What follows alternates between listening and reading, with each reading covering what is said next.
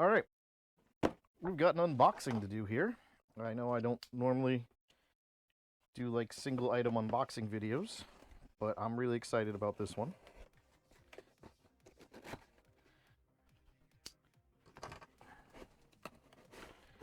Today, my Tank Mouse arrived, along with the Tank Mouse USB to DB9 adapter.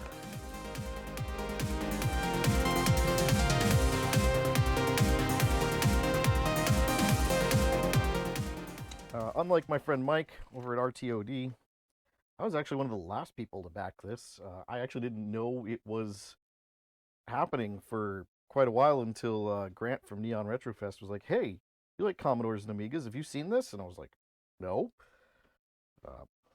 So let's take a look at it. We've got some instructions for the USB to DB9. We'll deal with that later.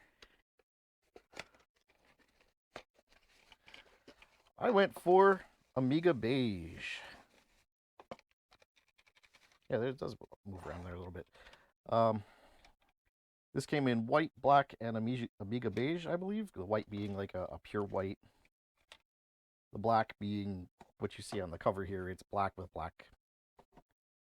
And I wanted Amiga Beige. I wanted to go old school, 80s, 90s, retro.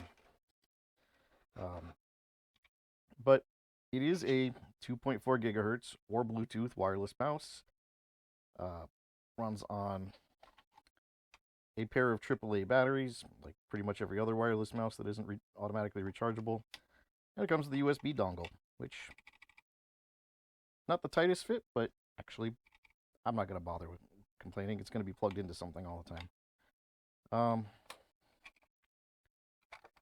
It's a little lighter than I expected, having used a original Amiga track mouse. But that also had to have the weight of the ball in it, which this is an optical mouse, and this is a pretty nice optical mouse from what I can tell. We've got wireless 2.4 gigahertz of Bluetooth, 1600 DPI. I think that's actually better than my daily driver. 2 buttons. The scroll wheel is a touch scrolling area. The mode switch switches between Bluetooth, 2.4 gigahertz, and power off. Runs on 2 AAA batteries, not included. Not bad. So the scroll area is actually right here. Works just like a scroll wheel, but there's no wheel there, which I think is really cool. I'm going to assume it's some sort of sensor underneath oh, what's it called? The thing that Ben Hack's always excited about. Hall effect sensor. I'm assuming it's a Hall effect sensor under there. The buttons feel really nice. They're really got a nice click to them. Like I said, it's about 3 ounces, which I expected it to be a little heavier, as it was labeled as a Tank Mouse reproduction. But honestly, it feels great. It feels like every other wireless mouse that's on the market now, so it really has been modernized. And this is some good plastic. I like this. It's the right texture, it's the right color. I'm really excited to try and use this mouse out. I don't know how visible this is. I'm going to turn this on. Show you got the mouse on already, okay? The LED is right there. So I clicked it. It should now be in the configuration, and a red LED should be flashing. 1 flash, Amiga. 2 flashes, Atari. 3 flashes, Commodore 64. When you have set the desired mode, you can save the configuration by clicking right mouse button. After that, the LED should stop flashing if your mouse is ready to work. You'll probably have to restart the machine. That's fine.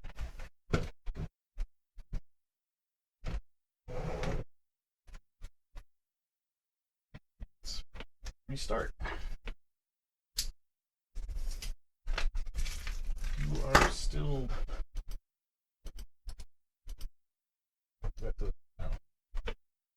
off. Let's do a full power cycle. See if that makes sense. Okay.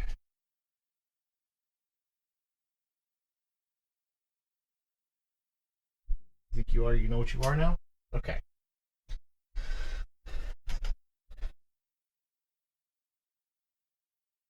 See if I get that. Make sure that's out of the way of the camera.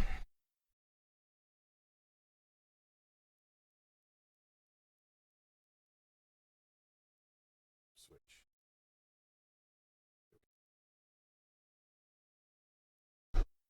You do not see my mouth. Oh, oh, oh.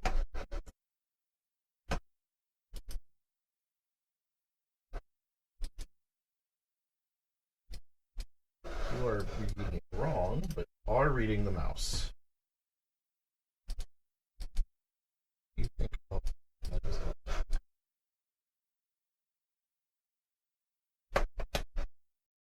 Alright, so this may be just because I used a joystick earlier using GEOS 128, and it defaulted to that as the default input, and it didn't know what to do with the mouse. Luckily, you can get around that. You can change the default input setting. It's either Commodore I, or you can find it under the GEOS menu, and just change it to the 1531, and then it works. Okay, so that was a little annoying. GeoPaint. And I have to admit, having the mouse to launch up GeoPaint was infinitely better than using the joystick, but that's not what we're here to talk about. It moves like butter on the screen. It moves probably better than the original 1351 mouse ever did, and I'm extremely happy with it. I mean, assuming I knew how to use GeoPaint, remembered how to turn colors on, I probably would have had a blast doing this. And yeah, for a retro mouse, this is phenomenal.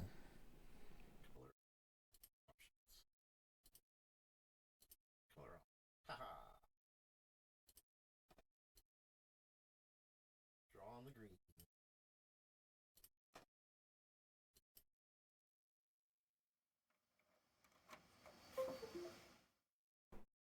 As far as using it on a modern computer, it plugs in with the dongle and wait a second for it to connect, and you're ready to go.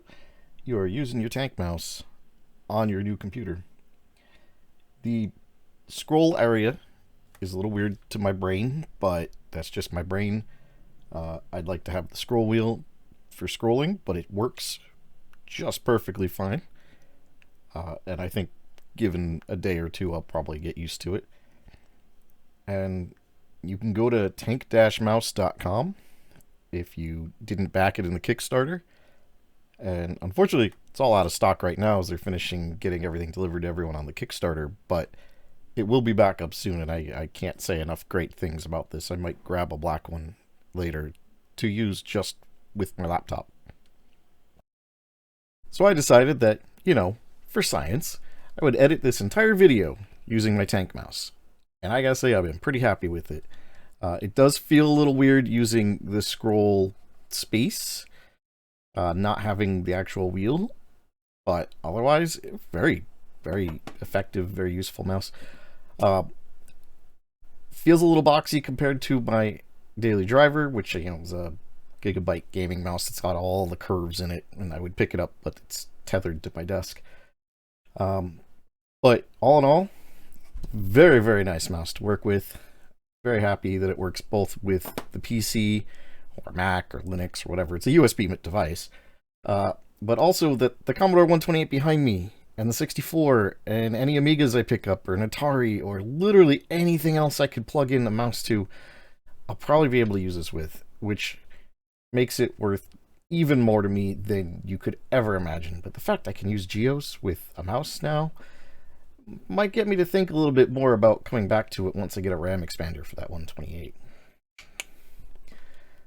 But other than being just excessively happy about this thing, I have not much more to say, but I will leave you with some Tank Mouse ASMR.